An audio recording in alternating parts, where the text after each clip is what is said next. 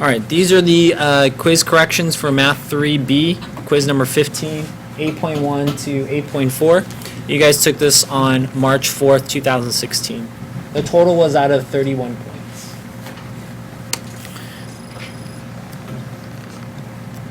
Question number 1.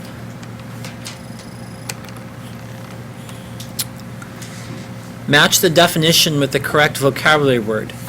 So all you have to do is go through and read each of your choices. This one says the average. Class, what's another word for average? That is called the mean, or the symbol X bar. B says the difference between the greatest and least values. Class, what's another word for greatest? The biggest is your maximum. Therefore, the least is also called the minimum. So when you subtract max minus min, that's the what? The range. That's the range. Choice B. Okay. Let's go over to C now. It says the value or values that occur the most often in the data set. Remember, we watched those frogs. So the word most, think of the word most popular, the one that comes up the most often. That is which one? That is called the mode. And D, the middle value in the data set when the values are listed in numerical order. The word middle refers to what? The median, D. Okay. Question number 2. Which data set has a mean of 6? Well, we already learned above that the word mean is X bar equals the summation of your values divided by n. So essentially, if you just add up all of these values and divide it by 5, you'll get your mean or average. In this case, the first set is 6.2. Set B, your average would be 5. Over here on the C, if you add all those up and divide it by 5, you'll get 5.8. And D is your answer, because when you add them all up, you'll get 30 divided by 5 equals 6 is your answer. So D is your answer. Question number 3. A soccer team. Sorry, make sure I'm in my video. Question number 3. A soccer team has 12 players. So this might be a hint there. N is equal to 12. It's an even amount of numbers. Okay? Their ages are 14, 15, 14, 14, 16, 15, 14, 15, 16, 16, 14, and 15. What is the mode of this data set? So the word mode means what happens most. And I created something called a frequency table. And what I did is I wrote a check once I tallied it. So for example, I put here 14. I put a check there, and I put a tally. And you go through each of them, right? Tally, tally. And you'll notice that the number 14 occurs the most, so your answer is B. Okay? Question number 4. Bozeman's daily high temperature for 1 week were these numbers: 82, 87, 88, 90, 84, 84, and 80. For this data set, which of the following is 85? Okay? So if you calculate all these numbers, and you'll find the mean to be 85. The median, because there's 7 days of the week, this is an odd number set, so n equals 7. Which means you have 3 to the left, 3 to the right. So this number here is your median. So that would be 84. The mode occurs the most. 84 is 2 times, so there's 84. And your range is your max minus your minimum, so that's 90 minus 8, or which is 10. So the only answer that is 85 is the mean. That would be choice A. Question number 5. The table below shows the number of car washes Emily and her friends gave 4 days last week. Okay, so Wednesday 5 washes, Thursday they washed 6 cars, Friday 16, and Saturday 15. What is the median number of car washes per day Emily and her friends gave last week? So in this case, order is important. So write them from smallest to biggest, least to greatest. This is an even set, right? There's 4 numbers. So when it's 4 numbers, you have to kind of come in the middle there, right? And that means I have to circle these two and find the average of these two. 6 plus 15 gives you 21. And when you divide 21 divided by 2, you get 10.5. The answer is B. Question number 6. Find the range. The word range means max minus the minimum. So I find the largest number in here, which is 44. And I subtract that from the smallest number, which is 35. When you subtract them, you get 9 is your range. Okay. Let me zoom out for number 7.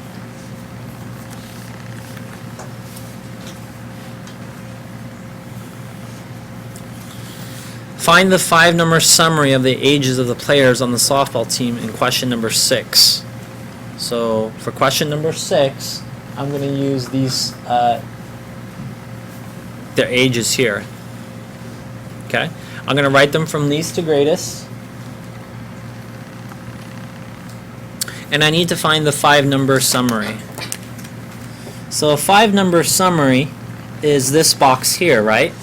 You have the minimum, Q1, Q2 or the median, Q3, and the maximum. Okay. So if I have 1, 2, 3, 4, 5, 6, 7, 8, 9, 10. So there's 10 people on this softball team. It's an even amount, so this line here represents the median. You'll notice it's the median because you have 5 numbers to the left and 5 numbers to the right, which means you'll have to find an average of these 2 numbers. When you find, you'll notice that the difference is 3, and you add 1.5 here, you get 39.5 as your median. Okay? To find Q1, you need to cover up. Now, because it's an even amount, look what I'm covering up here. You look at these 5 numbers. Okay? Looking at these 5 numbers, the one in the middle is 37. That becomes your quartile 1. Why did I write 36.5?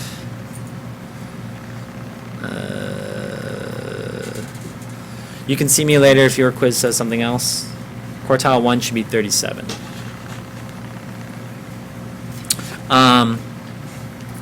Your median is 30. Oh,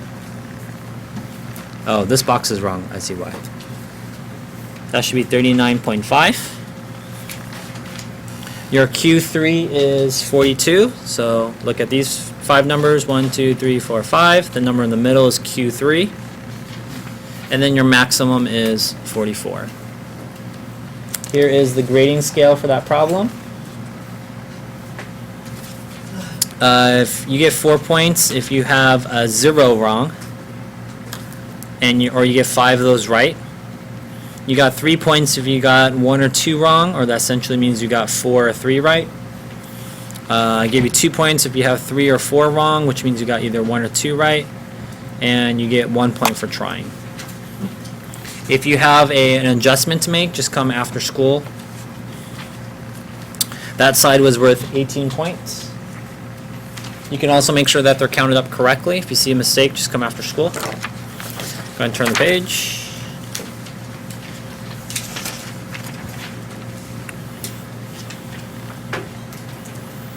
Question number 8. Match the vocabulary word, write a letter in the blank.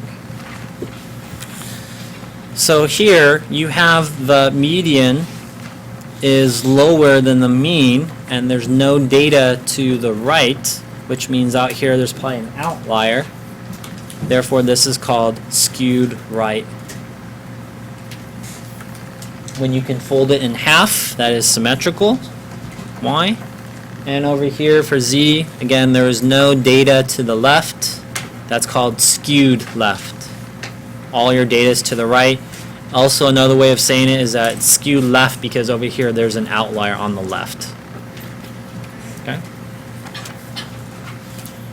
All right, question number 9.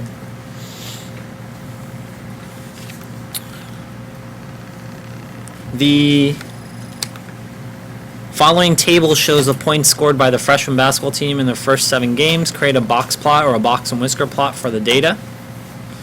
It's already conveniently written in least to greatest. So I just write that horizontally. I have 7 games. So this is an odd number now. So you have 3 to the left, 3 to the right. Okay? And again, when you're counting the Q1 value, you don't look at the median or Q2. So that number in the middle is 20. Now in this case, your minimum is also 20. So when you're creating your box plot, Q3, and that's your maximum, every single one of these is a point. 20 is a point. I'm counting by 2's there. And that means that your Q1 is also 20. So you have 2 points there at 20, one at 26, one at 30, one and one at 41. You draw your whiskers, so there is no space to draw a whisker here on the left. You can draw a whisker here. Around your Q1 and your Q3 value, you draw a box, and you draw a line through your median. Okay. I gave you 2 points if you just drew a box plot. Some students are drawing dot plots, which is incorrect. Okay. The question on the board that we just went over, what is the best measure of standard use, mean or median? The answer in this case is the median because it's actually skewed right. You have this outlier there. It's not symmetrical, asymmetrical. So the median is best because it's asymmetrical. Okay. And question number 10, probably the most difficult for students. The table at the right lists the prices of 10 brands of breakfast cereal. What is the standard deviation of the values to the nearest penny? Okay. So the first thing I need to do is calculate the mean. To calculate the mean, I have to add up all of the breakfast cereals together, and then I'm going to divide that answer by 10.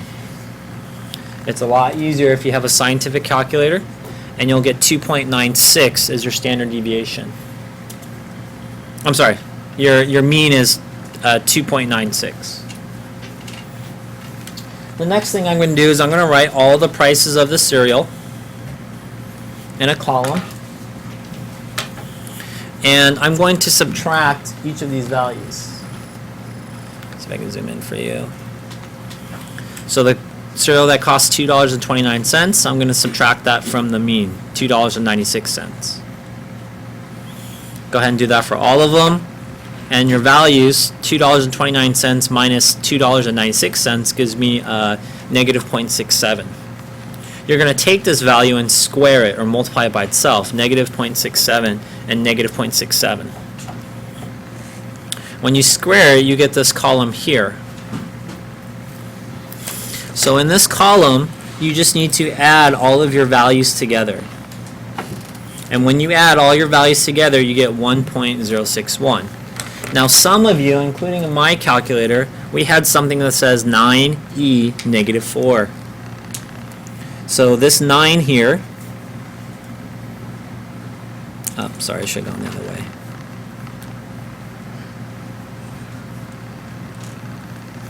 The negative essentially means you're going to move this decimal place 4 times.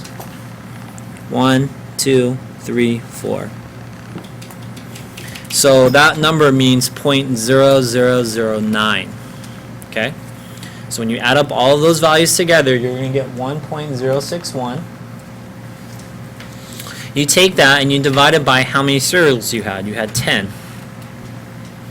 And you get